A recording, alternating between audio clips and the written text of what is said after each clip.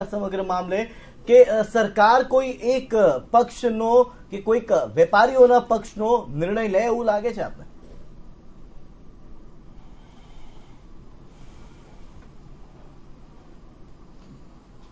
देखो, हम लोगों ने बहुत कोशिश की है। 1-1.5 महीने से हम लोग लगातार वित्त मंत्रालय और कपड़ा मंत्रालय के संपर्क में थे और हम जब से एक्चुअल में ये प्लानिंग इनका 18 नवंबर के नोटिफिकेशन से पहले से ही था इनका।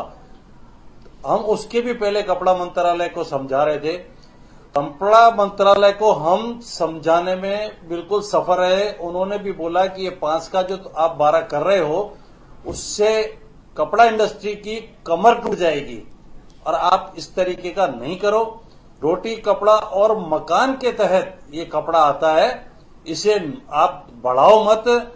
और आज 1 करोड़ के पीछे 12 लाख रुपए का टैक्स, ये कोई लग्जरी चीज नहीं है।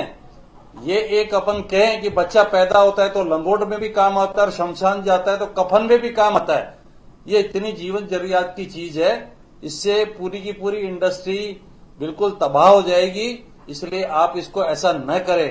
ये गरीब की चीज है, क्योंकि 1000 के अंदर की बात हो रही थी। 1000 के ऊपर की चीजों पे तो वैसे ही 12 मेरा सवाल आपसे ये था, तो आप गरीब को क्यों मारना चाहते हैं? उससे क्या दोष किया है? सवाल आपसे ये था कि आपको क्या लग रहा है, क्या सरकार टेक्सटाइल मार्केटर्स के हक में कोई फैसला लेगी?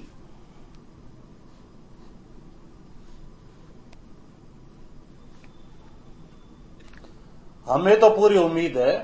हमारे फेडरेशन के जो पदाधिकारी और चैम्बर के पदाधिकारी वित्त मंत्री से जो मीटिंग करके आए थे अभी दिल्ली में, तो उन्होंने सबकी बात सुनी थी।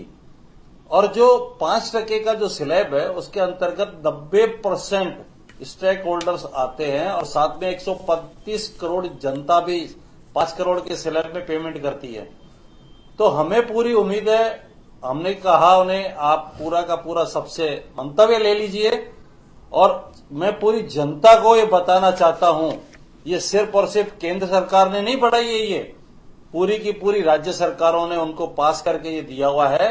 तो हम लोगों ने जो भी स्टेट फाइनेंस मिनिस्टर हैं उनसे भी हाथ जोड़ के रिक्वेस्ट किया है कि भाई आप अब जीएसटी की मीटिंग में हैं, आप इसको बढ़े हुए के निर्णय को पुनर्विचार के तहत आप वहां विरोध कीजिए कि भाई इसका 12 न करके 5% के स्लैब में इस कपड़े को रखिए। जी चलो, अगर मान लेते हैं कि कल जो काउंसिल की मीटिंग है उसमें व्यापारी मतलब जो टेक्सटाइल मार्केटर्स है उनके हक में कोई फैसला नहीं आता है, तो उसके बाद सब मार्केटर्स क्या करेंगे? इस विरोध को आगे कैसे बढ़ाएंगे?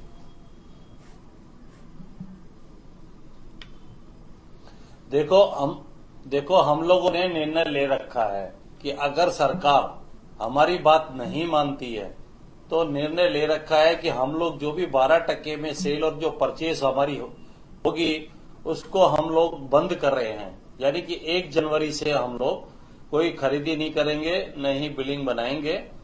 इससे बहुत तकलीफ खड़ी होगी, रेवेन्यू लॉस होगा। धीरे धीरे इंडस्ट्री जो पीछे से प्रोडक्शन आ रहा है वो धीरे धीरे करके बंद हो जाएगा और बेरोजगारी जबरदस्त बढ़ जाएगी। आज 15 करोड़ लोग कपड़े उद्योग में आश्रित हैं और एक 10 करोड़ की टर्नओवर वाला मर्चेंट मैन्युफैक्चरर जिसको हम ट्रेडर कहते हैं वो 50 से 100 लोगों को रोजगार देता है। तो आज इस तरह का निर्णय अगर सरकार इसको ऊपर ही के स्लैब में रखेगी तो वैसे भी हमारी टेक्सटाइल इंडस्ट्री सर्वाइव वैसे ही नहीं कर पाएगी। तो वो निर्णय लिया हुआ है कि हम लोग बिल्कुल भी सेल परचेज नहीं करेंगे। और सेल परचेज न करने से आप देख ही रहे हो ऑटोमेटिकली धीरे धीरे करके इंडस्ट्री भी बंद हो जाएगी। जी तो કોરોનાનો આવનારા દિવસોમાં જો આ જ પ્રકારે સરકારનું વલણ રહ્યું તો વિદેશમાં ચાલશે। દેવकिशनजी, आपसे जानना चाहूंगा कि जिस प्रकार से इस वक्त सरकार अपना फैसला थोप रही है सब व्यापारियों पे, टेक्सटाइल मार्केटर्स पे थोप रही है सरकार अपना फैसला, क्या आप ऐसा मानते हो या फिर आप भी एडवाइजरी कमेटी से थे, तो क्या आपकी कोई एडवाइस ली गई थी इस फैसले को सुनाने से पहले?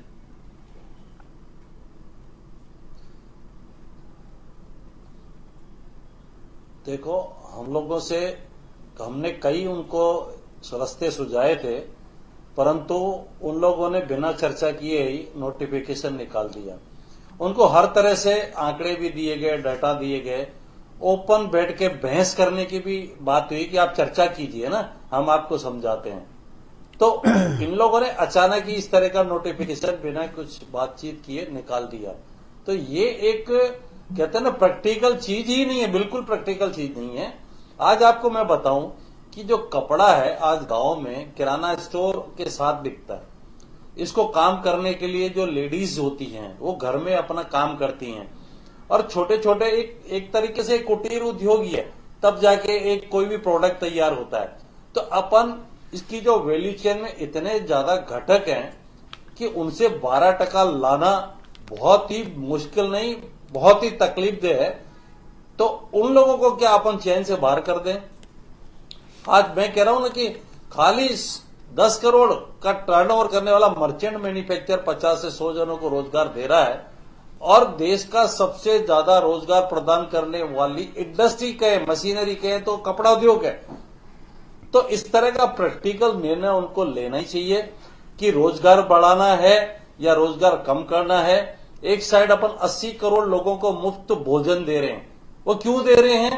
ताकि वो भूखे न सोएं, अपने देश के नागरिक हैं। परंतु उनको रोजगार तो देना ही पड़ेगा ना, हमेशा मुफ्त में भोजन तो अपन नहीं दे सकते।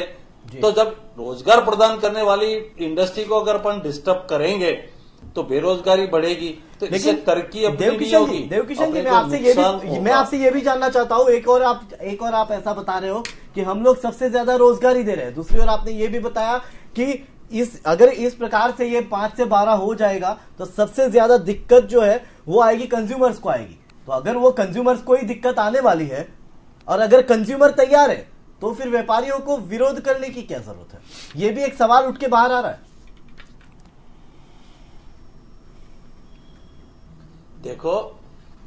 देखो अभी मैं आपको गणित समझाता हूं। मैं कंज्यूमर तो चलो लास्ट में आएगा, वो भी राजी नहीं होगा 12% में। मैं आपको खुल के बता रहा हूं, आज कोई भी शादी की 1-2 लाख रुपए की जाके खरीदी करेगा ना, जब उसको दुकानदार भाई हाथ जोड़ के बोलेगा कि आपकी 2 लाख पे 24,000 रुपया जीएसटी बनती है, तो भी खड़ा हो जाएगा, क्योंकि 12% आने तो दीजिए आप। सेकेंड, कपड़े का धंधा ऐसा है कि ये उधार में बिकता है। मैं आपको अभी ये गणित समझा रहा हूं, व्यापारी की तकलीफ। ये वाला समझो कि किसी भी पार्टी का 5-6 महीने में अगर पेमेंट आता है तो सरकार तो तुरंत महीना खत्म होते ही जीएसटी ले लेती है।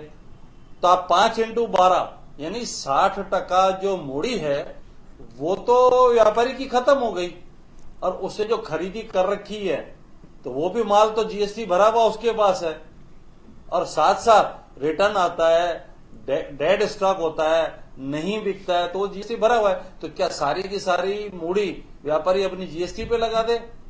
और कल को कोई भगवान न करे 1-2 पार्टी कोई अपने किसी भी राज्य में उसकी फेल हो जाती है तो पार्टी खुद खत्म हो जाएगी जो सप्लाई कर रही है यहां से।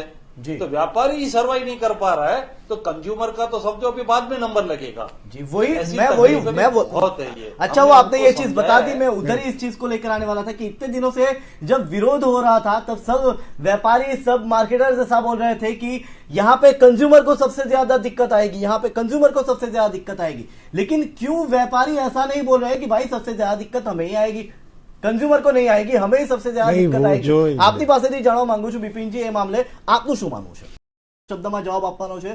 શરૂઆત બિપિનજી આપનાથી કરીશ, શું લાગે છે આપને આવતીકાલે જીએસટી કાઉન્સિલ કમિટીની બેઠક છે, નિર્ણય કોના પક્ષમાં આવશે? વેપારીઓના પક્ષમાં આવશે, હા કે ના? વેપારીઓના પક્ષમાં આવી શકે છે जी। देवकिशन जी, आपसे भी मैं जानना चाहता हूं, बहुत ही संक्षिप्त में मुझे उसका जवाब देना कि क्या लगता है आपको, क्या होगा कल? कि कल व्यापारियों के पक्ष में फैसला आएगा या फिर नहीं आएगा?